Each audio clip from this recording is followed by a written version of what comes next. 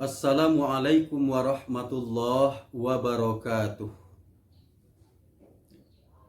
Alhamdulillahi wa kafa.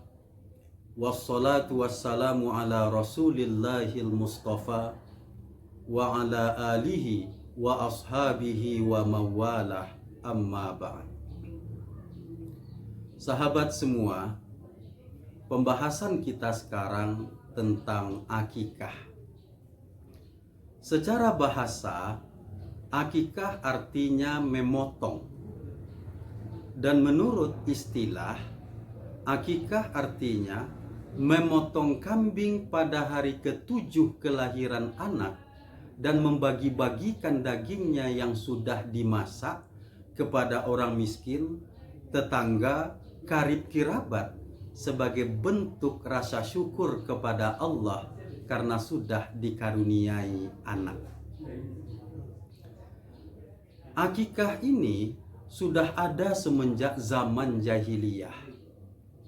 Cuma tata cara pelaksanaannya saja yang berbeda dengan yang diajarkan oleh Rasulullah. Di zaman jahiliyah, orang hanya menyembelihkan kambing untuk anak laki-laki, sementara anak perempuan tidak. Kambing disembelih, darahnya dilumurkan ke kepala bayi laki-laki tadi. Sementara Rasulullah SAW mengatakan ganti melumurkan darah ke kepala bayi tadi dengan minyak wangi. Dan di dalam agama Islam, anak yang diakikahkan itu anak laki-laki dan perempuan. Demikian Islam sangat menghargai kaum wanita. Hukum melaksanakan akikah ini bagi orang tua adalah sunnah muakkadah atau sunnat muakkad. Ada ulama berpendapat bahwa sunnat muakkad itu yang tingkatan tuntutan melaksanakannya itu hampir mencapai tingkat wajib. Namun Nabi meninggalkannya 1 atau 2 kali sebagai sinyal bagi kita umat Islam bahwa ia bukan wajib. Artinya sangat dituntut kita melaksanakannya. Tetapi hanya bagi orang yang mampu. Dasar hadisnya, hadis dari sahabat yang bernama Samurah bin Jundub, diriwayatkan oleh Imam Abu Dawud, Imam Ahmad, Imam Baihaqi, Imam Hakim, dan Imam Turmuzi, bahwa Nabi mengatakan, kullu ghulamin rahinatun bi'aqiqatihi. Setiap anak itu tergadai dengan akikahnya. Ada orang yang berpendapat tergadai di sini maksudnya ibadahnya terkatung-katung antara langit dan bumi, tidak diterima oleh Allah. Tapi pendapat ini dhaif, lemah. Berapa banyak orang yang tidak bisa diakikahkan oleh orang tuanya, akan sia-sia amalnya. Ada yang mengatakan jika ia wafat sebelum baligh, maka ia tidak bisa memberikan syafaat kepada orang tuanya di hari mahsyar nanti. Pendapat ini juga lemah. Yang kuat itu bahwa Allah dan Rasulnya sangat menuntut bagi orang tua yang mampu mengakikahkan anaknya. Jika tidak, anaknya masih tergadai. Ia belum membuktikan rasa syukurnya kepada Allah karena dikaruniai anak. Lalu bagaimana tata cara pelaksanaannya? Pertama, menetapkan hari.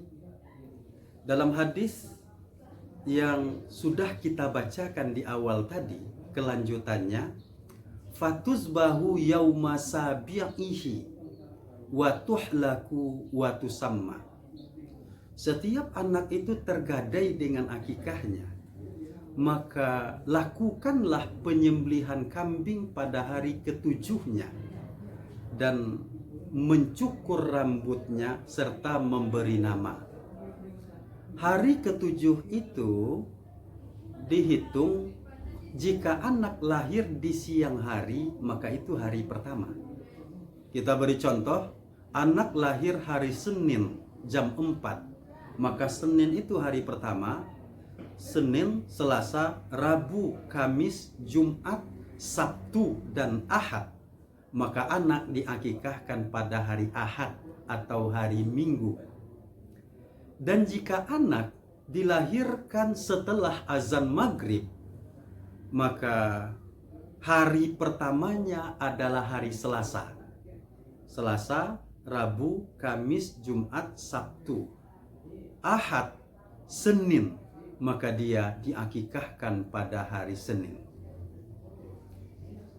Boleh mengakikahkan pada hari ke-14 atau hari ke-21, karena ini ada dilakukan oleh para sahabat dan tidak dilarang oleh Nabi. Mazhab Syafi'i berpendapat ketika anak itu belum baligh, maka orang tua masih boleh mengakikahkannya. Tetapi Syekh Abdullah bin Bas mengatakan seseorang boleh mengakikahkan dirinya sendiri, merujuk kepada hadis bahwa Rasulullah mengakikahkan dirinya setelah ia diutus menjadi Rasul. Banyak ulama mengatakan hadis ini adalah hadis dhaif, tetapi ada juga yang mengatakan hadis ini adalah hadis hasan li ghairi, hadis dhaif yang didukung oleh hadis dhaif lainnya sehingga tingkatannya naik menjadi hasan li ghairi. Artinya apa? Karena ini ibadah sunnah, maka kita lakukan tidak jatuh kepada haram. Tetapi afdolnya, sebaiknya kita lakukan pada hari ke-7.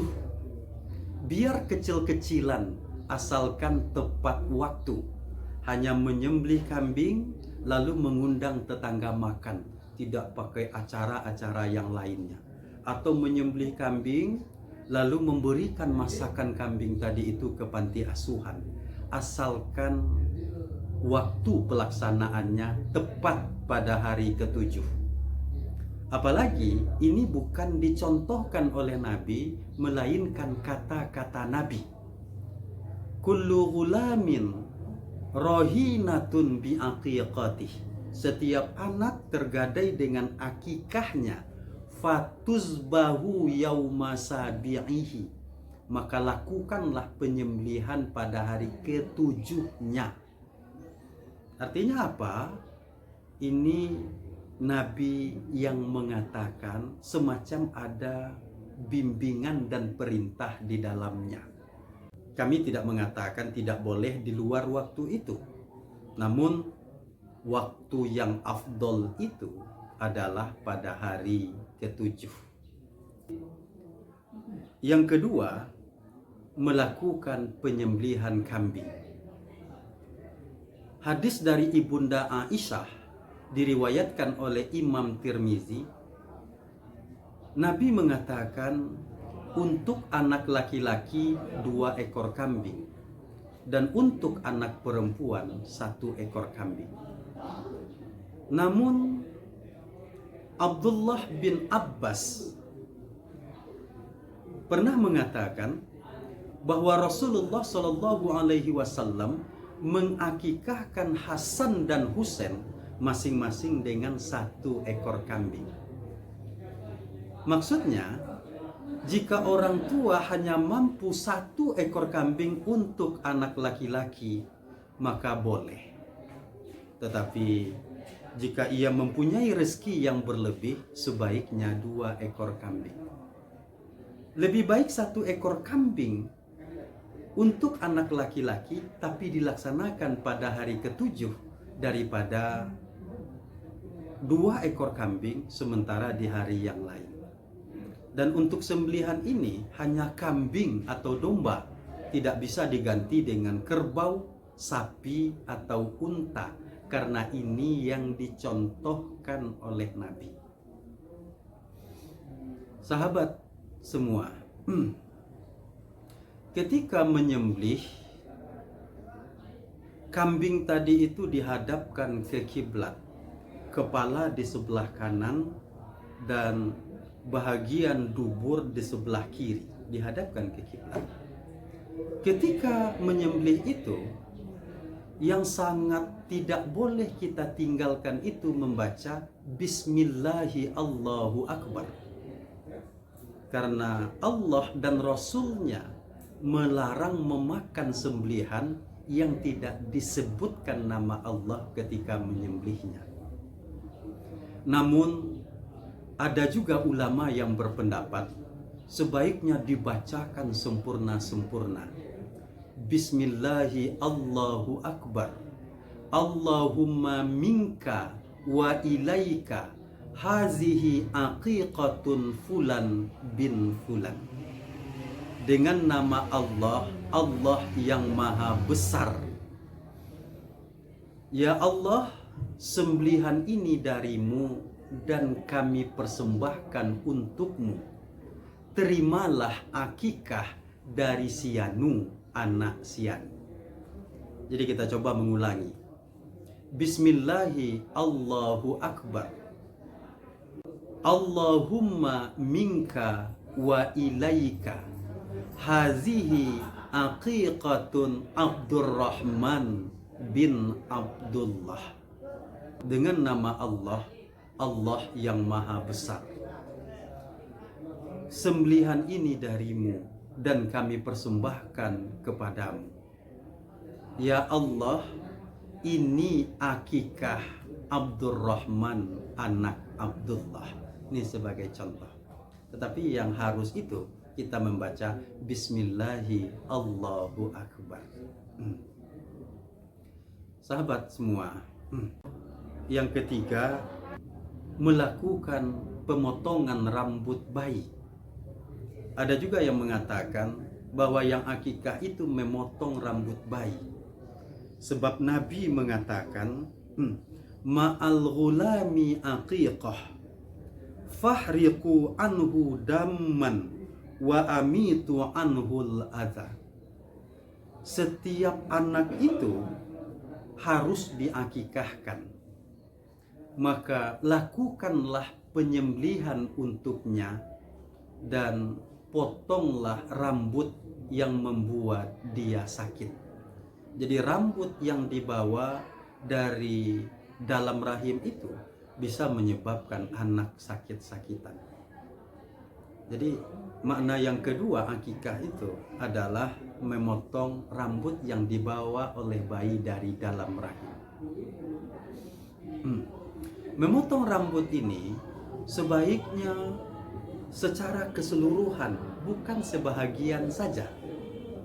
Ini juga yang menyebabkan akikah setelah dewasa tidak bagus, karena yang bisa dilakukan itu hanya menyembelih kambingnya, sementara memotong rambutnya tidak mungkin, apalagi dia perempuan.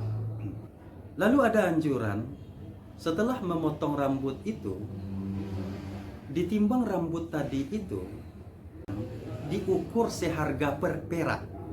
Jika rambut tadi itu ditimbang 1 gram perak, misalnya harga 1 gram perak itu 50.000, maka kita dianjurkan bersedekah seharga 50.000. Hadis ini cukup populer dan diamalkan oleh banyak umat Islam.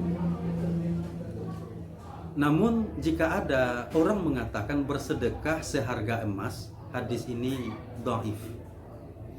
Namun yang dituntut ketika menimbang rambut dan bersedekah ini adalah agar orang tua atau wali dari anak tadi itu sewaktu berakikah juga bersedekah kepada fakir miskin.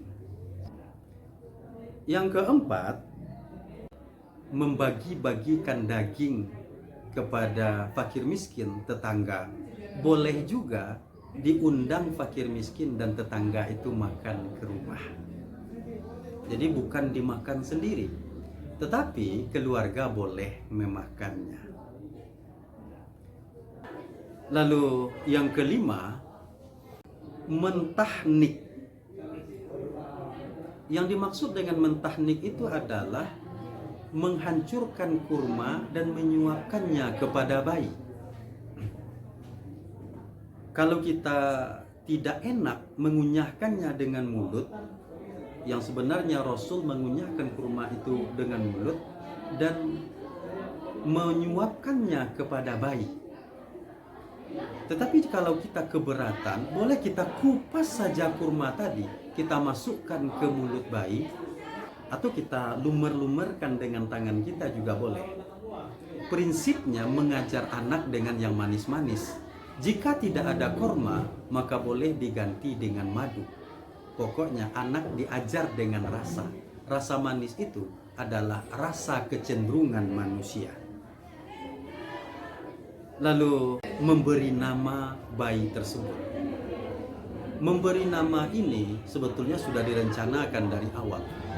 Namun yang harus itu sebetulnya memberitahu kepada orang lain nama bayi tersebut. Maka disampaikanlah nama bayi ini, misalnya Abdurrahman bin Abdullah.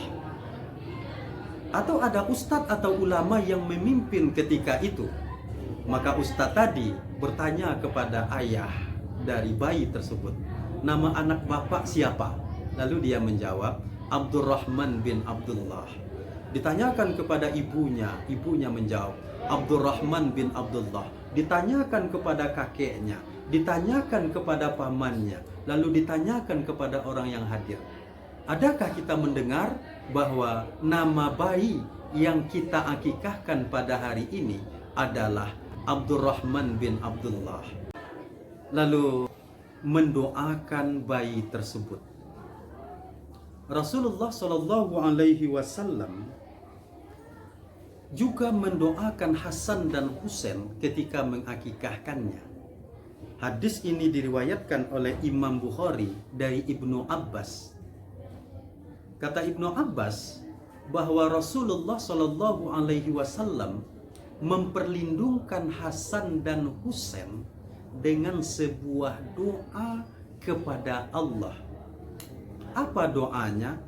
U'izukuma bikalimatillahi tammah min kulli syaitani wa hammah wa min kulli ainil lammah.